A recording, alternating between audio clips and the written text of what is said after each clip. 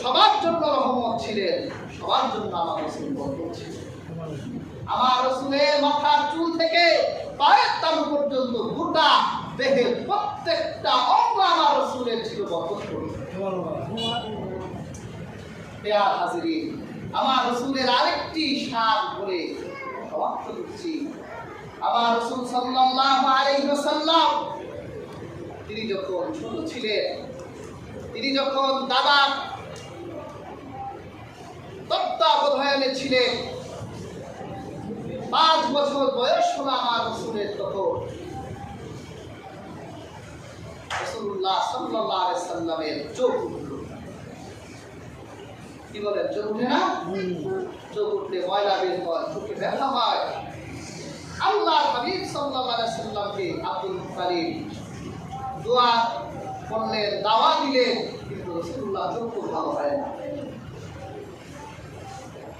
দেখবেন মানুষ যখন বিপদে পড়ে তখন যে যা বলে তাই শুনতে হয়। অমুক জায়গায় না ডাক্তারটা ভালো, দৌড়ে যায়। অমুক কবিরা ভালো, দিয়ে যা, ওখানে দৌড়ে যায়। কিন্তু তো জ্ঞান হাজির।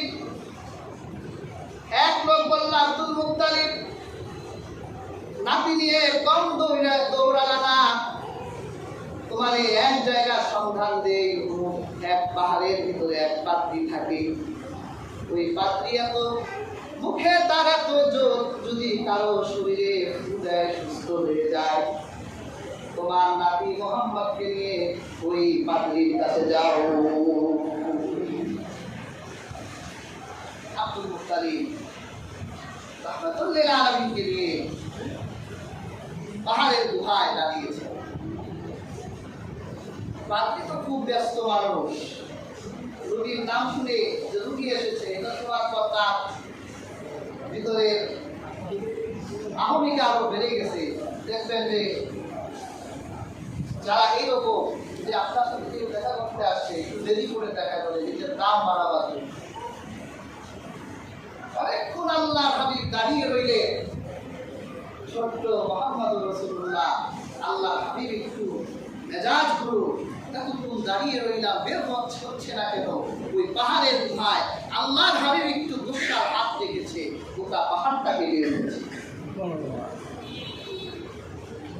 হাজির পাত্রী আর এক মুহূর্ত দেরি করলো না, পাহাড়ের গুহা থেকে বের হয়ে আব্দুল মুত্তালিবকে বলছে, তোমার নাম কি? Abdul Muttalib.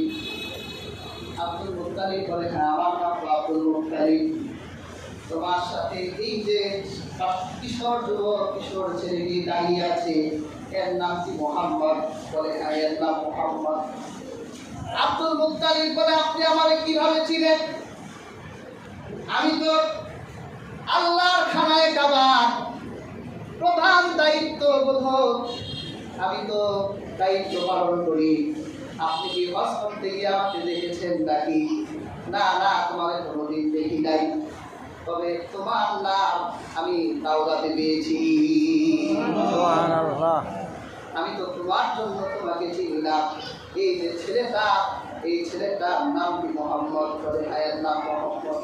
তাহলে কেন এসেছ আমি তাও জানি। তোমার এই ছোট্ট নাতির চোখ উঠেছে, তুমি অনেক মানুষের কাছে, অনেক ডাক্তারের কাছে ঘুরেছো, তার চোখ ভালো হয় না, অনেক খাওয়া নিয়েছো, তার চোখ ভালো হয় না। এখন তুমি আমার কাছে এসেছো, আপনি কিভাবে জানেন আমার নাতির চোখ উঠেছে? পাত্রী বলে, আমি জানবো না কেন? এই সৌভাগ্য অর্জন করার জন্যই তো আমি আরামের শহর ছেড়ে এই গুহায় থাকি। আমি তো তাওরাতে পেয়েছি আখিরি জামানার নবী যিনি হবেন, 5 বছর বয়সে তার চোখ উঠবে, দুনিয়ার কোনো দাওয়া তার চোখে কাজ হবে না। এরপর এক পাদ্রীর কাছে যাবে, পাদ্রী পাহাড়ে থাকে, ওই পাদ্রীর কাছে দাওয়ার জন্য যাবে। বলে, কি আপনি এটাও জানেন? তাহলে দাঁড়িয়ে আছেন কেন? আমার নাতি চোখে একটা ফুল দিয়ে দেয়।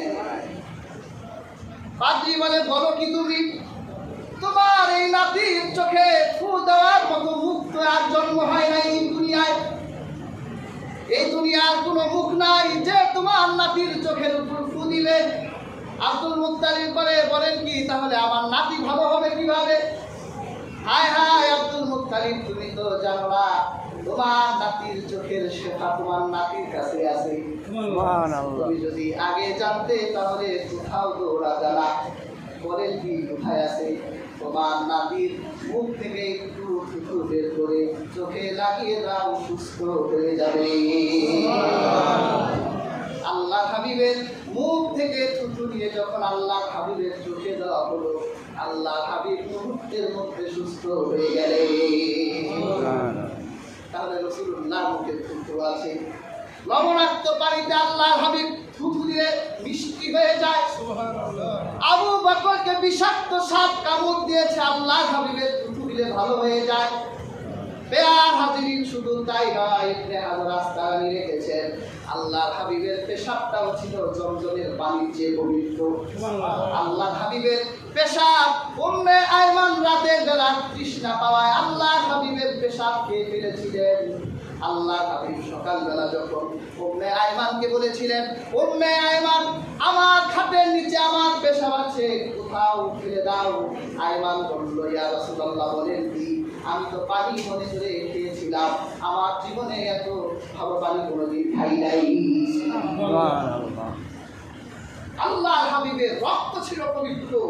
হাদিস শরীফে এসেছে আল্লাহ হাবিবের সাহাবী হযরত আব্দুল্লাহ ইবনে যায়েদ রাদিয়াল্লাহু তাআলা আনহু, তিনি বলেন আল্লাহ হাবিব সিংহা নিচ্ছিলেন, সিংহা নেয় না, আল্লাহ হাবিব সিংহা নিচ্ছিলেন, কিছু রক্ত আল্লাহ হাবিবের শরীর থেকে বের হলো। আমাকে বলা হলো তুমি এই রক্তটা মাটিতে পুঁতে ফেলো।